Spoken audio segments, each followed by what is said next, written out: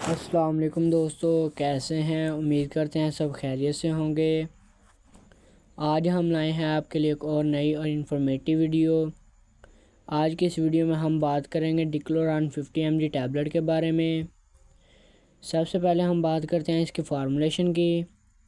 ڈکلوران 50 mg tablet کی formulation ڈکلوفینک sodium ہے۔ یہ سامی کمپنی کی پروڈکٹ ہے۔ تو ناظرین، اگر آپ ہمارے چینل پر نئے ہیں تو ہمارے چینل کو سبسکرائب کرنا، بیل آئیکن کو آن کرنا تاکہ ہماری آنے والی ویڈیوز کی انفارمیشن سب سے پہلے آپ تک پہنچ سکے۔ اور اب ہم بات کرتے ہیں ڈکلوران 50 ٹیبلٹ کیا ہے۔ یہ ایک پین کلر دوا ہے۔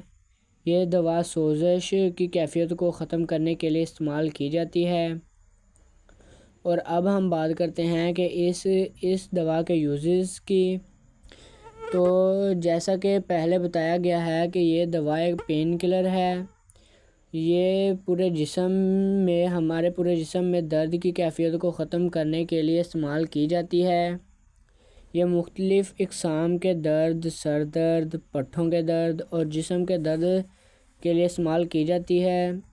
اور یہ ہڈیوں اور جوڑوں کے درد کو ختم کرنے کے لیے بھی استعمال کروائی جاتی ہے۔ اور اب ہم بات کرتے ہیں اس دوا کی خوراک کی۔ تو اس دوا کی ہم ایک دن میں 150 ملی گرام تک کی ڈوز لے سکتے ہیں، یعنی صبح، دوپہر اور شام کے وقت ہم اس دوا کا استعمال کر سکتے ہیں۔ اور اب ہم بات کرتے ہیں اس دوا کے نقصانات کی۔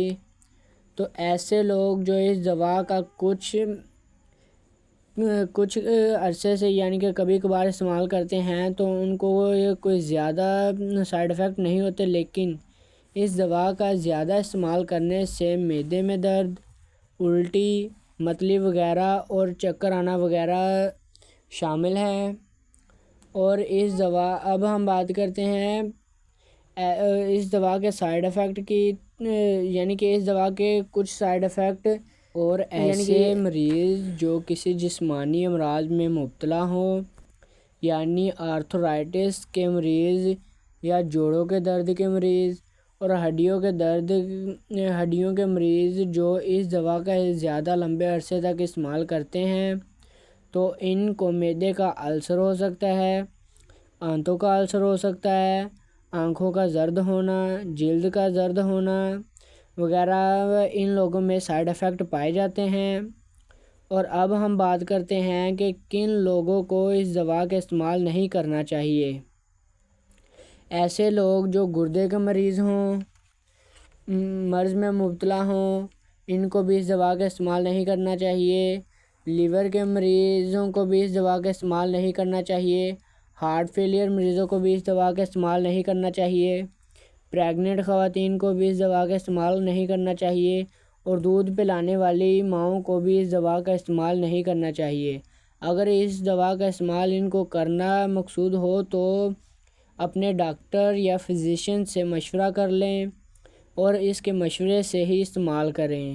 تو ناظرین، یہ تھی ہماری آج کی ویڈیو۔ امید ہے کہ آپ کو آج کی ویڈیو میں آپ کے مطلوبہ انفارمیشن مل گئی ہو۔ تو ہمیں چاہیے کہ ہمیں کسی بھی قسم کی دوا استعمال کرنے سے پہلے اپنے ڈاکٹر اور فزیشین وغیرہ سے مشورہ کر لینا چاہیے اور اس کے مشورے سے ہی استعمال کرنا چاہیے۔